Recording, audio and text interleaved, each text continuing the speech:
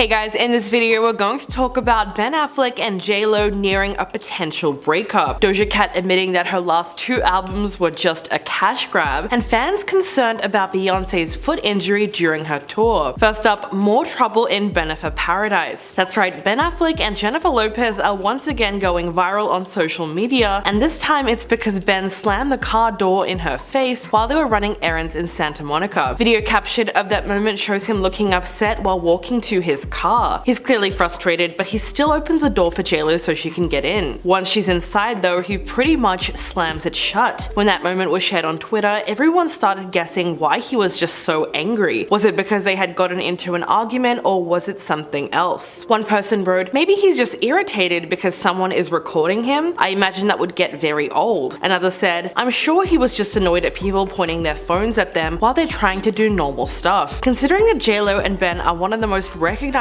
people in the world, there is bound to be paparazzi following them around all day. It's really no wonder that he feels frustrated, but there might be something else that's going on as well. Fans have noticed that Ben's been in a really dark mood recently. More than anything, he just seems sad and upset. A couple days ago, the couple hit the red carpet at the premiere for JLO's new movie, The Mother. Jennifer looked amazing as she wore a sparkling sequin-covered beige crop top with a matching skirt and blazer. The two of them posed for several smiling pictures together that turned out great, but a video of that moment told a different story. Right away, you could tell that they were both upset at something. Jennifer was frowning and making dramatic gestures at Ben, who also looked angry. At one point, they were locked into a very intense conversation, but when their pictures were taken, they completely changed their whole body language. Then all of a sudden, they were smiling and happy when the cameras were on them. Of course, they just wanted to get some nice photos, but fans couldn't help but wonder what they were actually discussing. Whatever it was, it seemed to put Ben in a very bad mood. Since January, the couple have been spotted arguing in public quite a lot, and it was also caught on camera at one of the biggest events of the year. At the Grammys, Jen seemed to be demanding that Ben should pretend to be enjoying himself, which he clearly wasn't. They were spotted exchanging some tense words during the ceremony, just as Trevor Noah sat down next to them. If you watch that video, you can almost read Jennifer's lips, and it looks like she said, "Look more friendly, look motivated," and in response, Ben seems to be saying, "I might." And this event came after he was caught on camera angrily confronting her at the January 18th premiere of her film Shotgun Wedding. At the time, he could also be seen yelling over the music, saying that he didn't drink anything, while she seemed to be tasting his drink to check whether or not he was telling the truth. Some fans said that these arguments were similar to ones that he used to have with his ex-wife Jennifer Garner. In December of 2021, Ben made some very controversial comments on Howard Stern when he said that he felt trapped during their marriage, and that was a part of the reason why he started drinking. When you look at his choice of words, it's easy to see why people thought he was attacking Jennifer. He said, "We had a marriage that didn't work. What I did was I drank a bottle of scotch and fell asleep on the couch, which turned out not to be the solution." At the time, Ben said they made the right decision to end their marriage, because if they didn't, they would probably be at each other's throats, and he would probably still be drinking. He since had to clarify those remarks and explain that they were taken out of context. He said, "I was trying to say, hey look, I was drinking too much, and the less happy you become, whether it's your job, your marriage, it's just like that as your life becomes more difficult. If you're doing things to fill a hole that aren't healthy, you're going to start doing more of those things." Ben insisted that his behavior is his own responsibility entirely, but he was also upset by all the backlash he got. Since that interview with Howard Stern, he says he's become very guarded around what he chooses to say and where he chooses to say it, and that's kind of the reason he stayed off social media for such a long time. Alright, now why are some of Doja Cat's fans just turning on her? Well, it's because of something she said on Twitter. Lately, she's been very comfortable on that platform, and she clearly doesn't take it very seriously, which is nice to see. If you take a look at some of the things she posts these days, it's a mix of hilarious, confusing, and kind of offensive. But some fans felt that she took things a little too far when she seemed to make fun of them for buying her last two albums and genuinely enjoying her music. She basically admitted that she created them just so she could make money. Doja tweeted, "Planet Her and Hot Pink were cash grabs and y'all fell for it. Now I can go disappear somewhere and touch grass with my loved ones on an island while y'all weep for mediocre pop." Of course, this post was a little confusing to some people because no one really knew if she was joking. Many fans felt disappointed that she would speak negatively about her music that they really enjoy. They also felt like it was just unfair of her to talk down on the work that helped build her audience. One person wrote, "This is kinda odd to say to people who have genuinely supported her, but what do I know?"